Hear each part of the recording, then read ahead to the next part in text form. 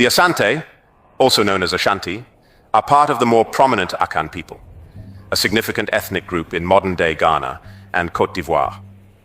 The Akan are believed to have originated in Egypt and migrated westward, a typical pattern among many African groups.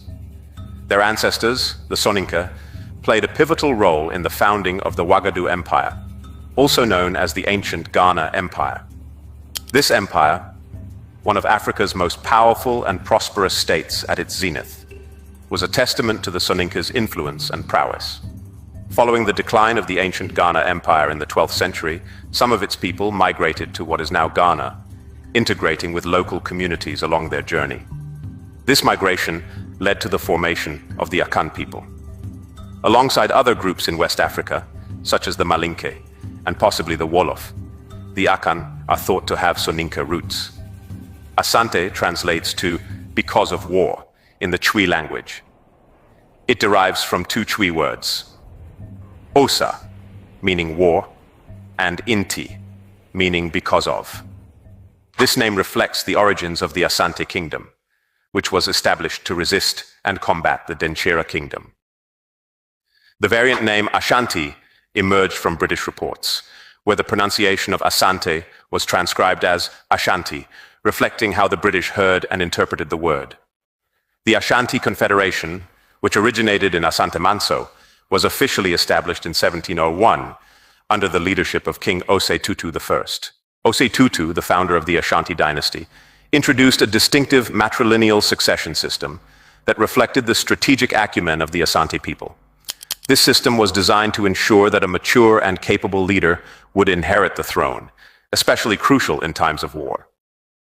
The system aimed to avoid the potential instability of a long regency under a young and inexperienced king by passing the throne to the king's brothers or nephews, rather than his direct descendants. The legend of Osei Tutu's birth is a tale that captivates the imagination. His mother, Manu, was unable to conceive until she sought the aid of a powerful fetish known as O-Tutu. After receiving the fetish's blessing, she gave birth to Osei Tutu.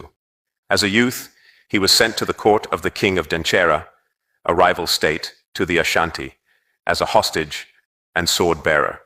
It was during this time that he had a clandestine affair with the king's sister.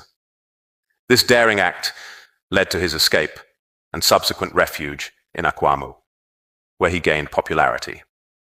Upon the death of his uncle, King Obiri Yabua, the Ashanti nobles summoned Osei Tutu to return and lead them. Traveling north from Akwamu to Kumasi with an armed party and ample ammunition, he was greeted with great joy and was proclaimed King of the Ashanti. Osei Tutu's reign marked the beginning of a new era for the Ashanti, highlighted by the Ashanti-Denchera War between 1699 and 1701. During the Ashanti-Denchera War, Osei Tutu, with the strategic guidance of Komfo Anorchi, a renowned priest he met at the Denchera court, led the Ashanti to a resounding victory over the Denchera, who had once dominated them. Komfo Anorchi's profound spiritual and political wisdom made him an invaluable advisor to Osei Tutu. One of his first symbolic acts was planting a kuma tree, prophesying that as the tree thrived, so would Osei Tutu's power. This act was so significant that the capital city was named Kumasi, meaning under the kuma tree. Komfo Anorchi is also credited with creating the golden stool, an enduring symbol of unity and sovereignty for the Ashanti people. According to legend, Komfo Anorchi conjured the stool from the heavens, causing it to descend gently onto the lap of Osei Tutu during a grand assembly of Ashanti chiefs. This dramatic event signified the divine endorsement of Osei Tutu's rule and the sanctity of the stool itself. The golden stool, or Sika Jua Kofi, is not merely a physical object, but a powerful spiritual symbol that embodies the soul, strength, and unity of the Ashanti people. It stands as a testament to their rich cultural heritage. The golden stool symbolized the sovereignty of the Asante and was believed to encapsulate the very essence of the Asante people.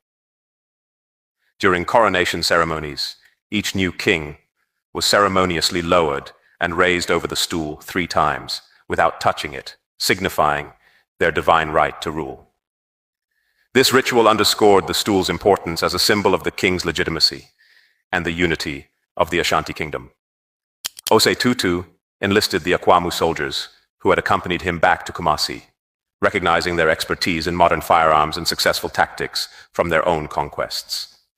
The Akwamu, like the Denchera, had long adapted to using firearms in warfare, which contributed to their military successes. The Ashanti army was trained in the Akwamu strategic doctrine, which emphasized the encirclement of the enemy. The Ashanti Empire's army was meticulously organized into 6 divisions, each with various subdivisions based on traditional Akan military systems, such as the Akwamu army. The divisions included scouts, Akuansrafo, an advance guard, Twafo, the main body, Adonten, a personal bodyguard, Jasi, a rear guard, Chidam, and 2 wings, left Benkum and right Nifa. Each wing was further divided into right half and left half. This structured organization allowed Ashanti generals to maneuver their forces with flexibility. Scouts, often professional hunters, were responsible for reconnaissance and pursuit operations, using their marksmanship to snipe at enemy forces and employing tactics to draw out enemy positions. The advance guard could serve as stormtroops or bait, while the Jasi protected the king and high-ranking nobles. The rear guard functioned for pursuit or as a reserve, and the wings facilitated encirclement tactics or rear strikes. Ashanti soldiers were also kept in line by sword-bearers who whipped those attempting to flee. They were taught to memorize the saying, if I go forward, I die. If I flee, I die. Better to go forward and die in the mouth of battle. This rigorous organization and discipline made the Ashanti army a formidable force in battle. The Ashantis have a famous saying, Wokum apem a apem behba, which means if you kill 1,000, 1,000 more will appear. This exemplifies the warrior spirit of the Ashanti army. By the early 19th century, Britain had established trading posts on the Gold Coast, initially believing they were on Fante land and paying rent to the Fante tribe. However, the Asante considered the Fante their subjects and demanded that the rent be paid to them instead, sparking the First Anglo-Ashanti War in 1823. General Sir Charles McCarthy led a British and Fante force into Asante territory. McCarthy's forces camped by a tributary of the Pra River, awaiting reinforcements from other groups. At dawn, they were confronted by an imposing Ashanti force of around 10,000 warriors. To exaggerate the size of his force, McCarthy played God Save the King. This was met with the ominous sound of Ashanti war drums, signaling the inevitability of battle. The Ashanti tried to cross the Pra felling trees and building makeshift bridges. The British responded with gunfire, but soon ran low on supplies and ammunition after successive waves of Ashanti attacks. Launching a fierce assault that the British could not withstand, the Asante overwhelmed the British lines.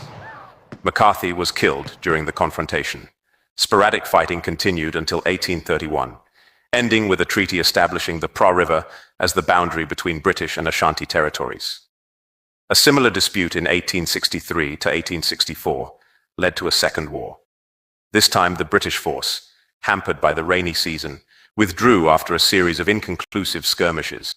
The conflict ended in a stalemate, but tensions remained high. The most significant conflict between the Ashanti and the British occurred from 1873 to 1874, triggered by the sale of Dutch trading posts on the Gold Coast to Britain in 1871. Unlike the British, the Dutch had always considered themselves guests of Kumasi and paid ground rent directly to the Asante. The British takeover of Dutch trading posts meant the Ashanti lost access to the sea and the ability to import guns and gunpowder. As Ashanti king Kofi Kakari mobilized his army, the British, under the leadership of General Garnet Joseph Wolseley, prepared for a decisive confrontation. An expeditionary force was assembled, demonstrating their determination to end Ashanti's resistance. Wolseley's troops, including the Black Watch Regiment, a battalion from the Rifle Brigade, and West Indies regiments, marched through the dense rainforest, building roads and bridges as they advanced, showcasing their strategic planning. On January 31st, 1874, Wolseley's forces clashed with a large Ashanti army at Moafo. The battle was fierce, with British troops advancing in a parallelogram formation, utilizing rocket tubes and artillery. Despite suffering heavy casualties, the Asante temporarily disrupted British supply lines. Eventually, the British prevailed and entered Kumasi on February 4, 1874, looting and burning the capital before retreating. The Treaty of Fomena was subsequently signed, allowing free trade and imposing a heavy indemnity on the Asante. Wolseley's victory, though seeming inconclusive, marked the beginning of the end for the Ashanti Empire. The kingdom's tributary states disappeared, and internal divisions weakened its ruling class. By the early 1890s, Ashanti had become a virtual ward of Britain, a stark change from its once powerful and independent status, evoking a sense of loss and change. In 1895, the British moved to occupy Ashanti territory. King Prempeh I, who had ordered his people not to resist, was deposed and exiled to the Seychelles in 1896. This set the stage for the final conflict known as the War of the Golden Stool. The war began when British Governor Sir Frederick Hodgson demanded to sit on the sacred Golden Stool, not realizing it was a revered symbol of Ashanti unity rather than just a throne. This grave insult sparked outrage among the Ashanti people and led to the final conflict between the Ashanti and the British Empire. The governor's demands, including a war indemnity, insulted the Ashanti and led to a secret meeting among their chiefs, where they resolved to resist British rule. Ya Asantewa, the brave Queen Mother, rallied the initially hesitant chiefs with her powerful words. If you, the men of Asante, will not go forward, then we, the women, will. I shall call upon my fellow women. We will fight. We will fight till the last of us falls in the battlefields. This bold declaration shamed the men into action, and the chiefs resolved to wage another war against their British occupiers. In 1900, the Ashanti people, led by their Queen Mother, Ya Asantewa, rallied to resist British control and retrieve their exiled king. A large Ashanti volunteer force ambushed Captain Cecil Armitage as he searched for the Golden Stool, forcing his men to retreat to a stockade in Kumasi. The British fortified their position, but the Ashanti settled into a prolonged siege, cutting off supplies and communication. With British resources dwindling, a rescue party arrived, enabling Governor Hodgson and his wife and over 100 Hausa militia to escape. The Ashanti summoned 12,000 warriors to attack the escapees, but the British managed to evade the main force and reach safety. The British sent an additional relief force from Accra, which faced fierce resistance and heavy casualties. The British troops finally broke through Ashanti defenses and relieved the besieged fort at Kumasi.